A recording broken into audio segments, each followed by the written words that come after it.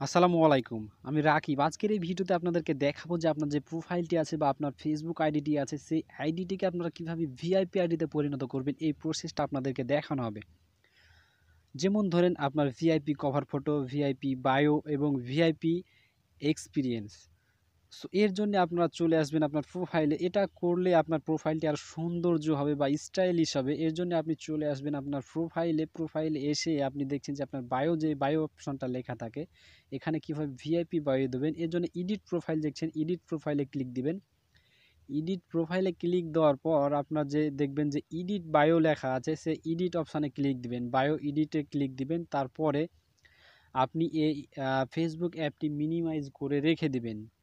So minimise করার পর আপনি চলে আসবেন গুগলে আসার পর আপনি গুগলটি ওপেন করবেন। ওপেন করে আপনি গুগলের সার্চ অপশানে লিখবেন VIP bio. So FB VIP bio লিখে সার্চ দেওয়ার সাথে সাথে অসংখ্য ওয়েবসাইট আপনার সামনে শো করবে, যে কোনো একটি আপনি প্রবেশ করবেন। সো আমি 2 নাম্বার ওয়েবসাইটটিতে প্রবেশ করলাম।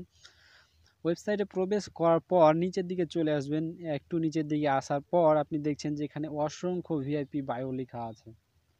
এগুলো আপনার পছন্দ মতো আপনার যেগুলো ভালো লাগে সেগুলো আপনি কপি করে নিতে পারেন। সো আমি এখন দেখছি আসলে এখানে কি ধরনের ম্যাচ করে আমার সাথে, আমার কোনটি ভালো লাগে। সো আমি এখানে বাছাই করতে করতে এক পর্যায়ে একটু ছোট সাইজেরগুলো চুজ করবেন। সো এখানে আমি দেখছেন যে এই বায়োটা একটু ভালো লেগেছে, স্মার্ট বয়। সো এখানে যেটা ভালো লাগবে সেটা একটু চাপ দিয়ে ধরবেন, তারপর কপি করে নেবেন।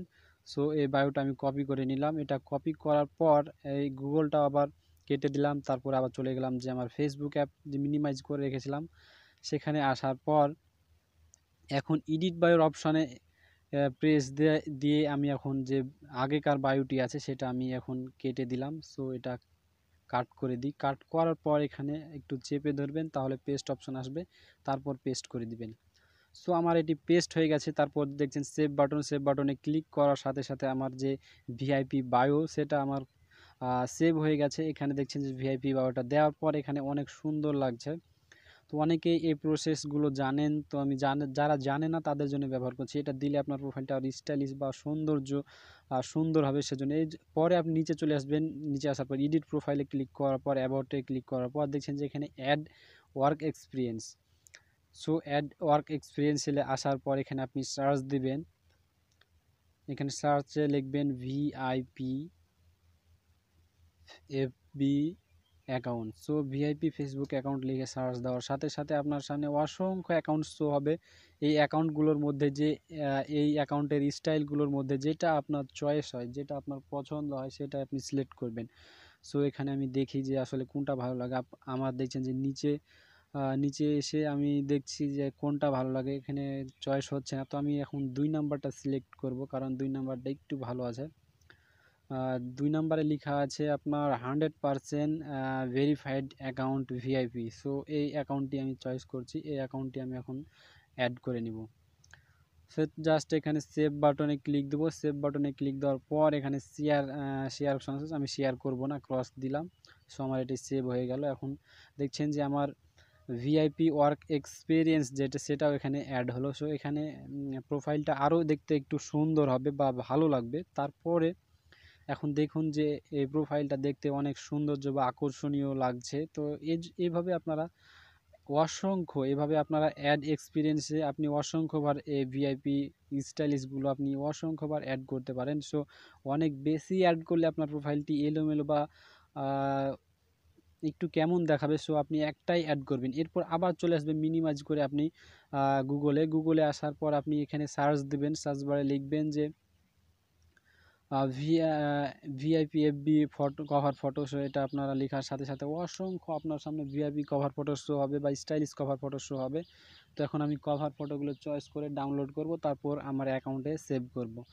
সো এখানে অসংখ্য কভার ফটো পাবেন ভিআইপি। সো এগুলো আপনি যে কোনো একটি চয়েস করবেন, যে কোনো একটি সিলেক্ট করবেন। তো আমি এখানে দেখি কোনটা ভালো লাগে, তারপর আমি সিলেক্ট করব। একটু দেখার পর যেহেতু এখানে অসংখ্য আছে, এখানে যেটা যার ভালো লাগবে সেটা ডাউনলোড করে ব্যবহার করতে পারেন। এগুলো কপিরাইট আসবে না বা আপনার কোনো সমস্যা হবে না। তো জাস্ট এটার পর যেটা পছন্দ হবে সেটার পর ট্যাপ করবেন এবং চাপ দিয়ে ধরবেন, তাহলে সেটা ডাউনলোড অপশন লেখা আসবে, তারপরে ডাউনলোড করে নেবেন।